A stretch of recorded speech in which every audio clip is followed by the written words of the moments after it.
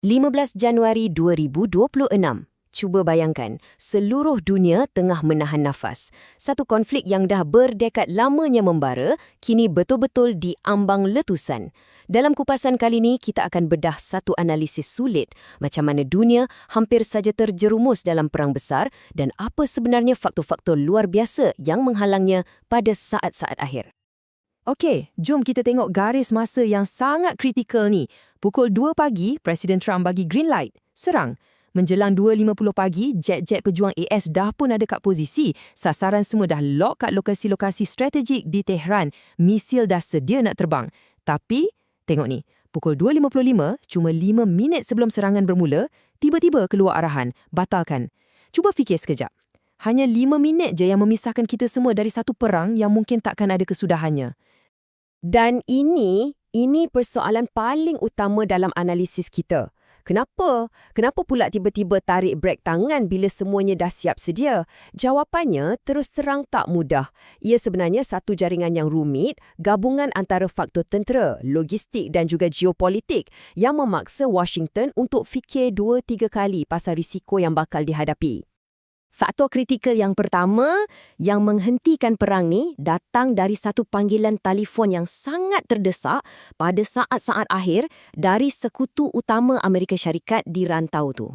Yang ni memang mengejutkan. Menurut transkrip sulit, Perdana Menteri Israel sendiri, Benjamin Netanyahu, yang hubungi Rumah Putih dan cakap, "Kami belum sedia." Bayangkan, dia mengaku sistem pertahanan mereka takkan mampu nak tahan serangan balas dari Iran.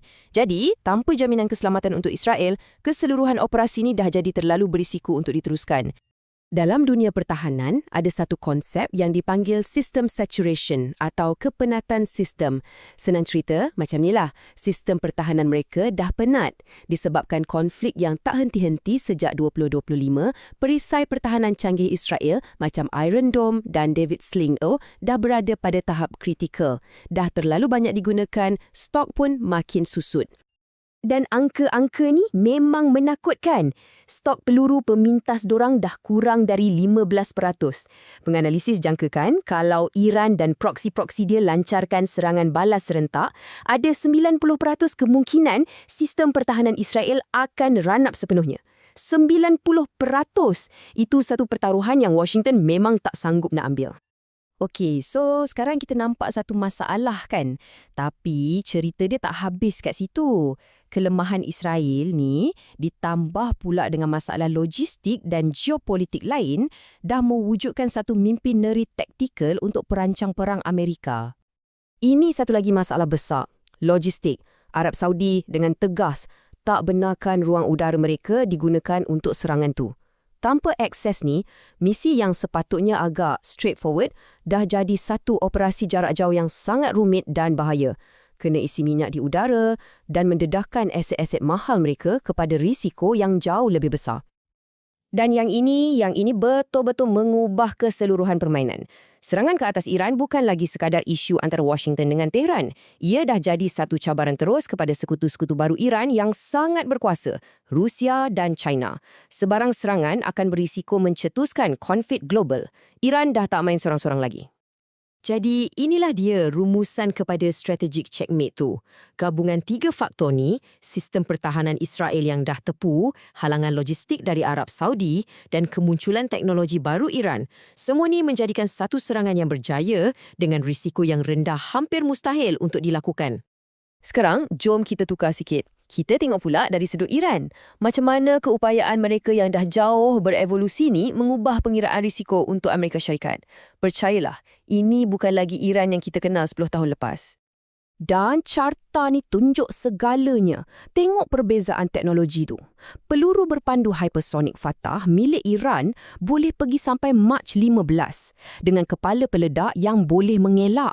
Benda ni hampir mustahil untuk dikesan atau ditembak jatuh oleh mana-mana sistem pertahanan konvensional yang ada sekarang. Ia betul-betul satu game changer. Selain tu, Iran ada satu lagi senjata yang mungkin lagi bahaya dari peluru berpandu. Senjata ekonomi. Mereka tak perlu menang perang secara ketenteraan pun. Cukup dengan melumpuhkan ekonomi global. Macam mana? Senang je. Tutup Selat Hormuz, salah satu laluan perkapalan paling penting di dunia. Jadi, apa kesannya? Bayangkan 20% bekalan minyak dunia lalu kat sini. Kajian unjurkan kalau selat ni ditutup, harga minyak akan melambung naik sampai $300 setong. Ini boleh mencetuskan kemelesetan ekonomi global dalam sekelip mata. Boleh dikatakan, ini cut trough ekonomi mereka. Konflik zaman moden ni bukan lagi pasal askar dengan kereta kebal je. Ia juga diperjuangkan di medan ekonomi dan melalui operasi-operasi rahsia. Satu bentuk perang hybrid yang tak pernah berhenti. Slide ni tunjukkan macam mana perang ni berlaku tanpa sebutir peluru pun. Di satu pihak, Amerika dan sekutunya kenakan sekatan ekonomi yang betul-betul mencekik Iran sampaikan inflasi melonjak sampai 40%. Tapi di pihak lain pula, Tehran tuduh agensi perisikan Israel Mossad yang jadi dalang di sebalik rusuhan dalam negara. Kononnya untuk pecah belahkan mereka dari dalam. Dan kalau kita nak faham kenapa Tehran ni sentiasa curiga, kita kena tengok sejarah. Rasa tak percaya ni dah berakar umbi berdekat lamanya sejak kerajaan demokratik mereka digulingkan oleh CIA pada tahun 1953 sampailah ke Revolusi Islam tahun 1979 yang melabel Washington sebagai musuh nombor satu. Jadi, kesimpulannya, serangan tu ditangguhkan bukan sebab orang tiba-tiba nak berdamai. Tak. Ia ditangguhkan sebab kos untuk memulakan fasa baru Perang Dingin ni dianggap terlalu tinggi, terlalu tak boleh dijangka dan terlalu bahaya untuk semua orang. Dunia sekarang ni seolah-olah dalam mod jedah. Dan ini meninggalkan kita dengan satu soalan yang agak merisaukan. Butang jeda memang dah ditekan, tapi semua punca ketegangan tu masih ada, masih membara. Jadi persoalannya sekarang bukanlah jika, tapi bila krisis seterusnya akan meletus. Berapa lamakah keamanan yang rapuh ni boleh bertahan?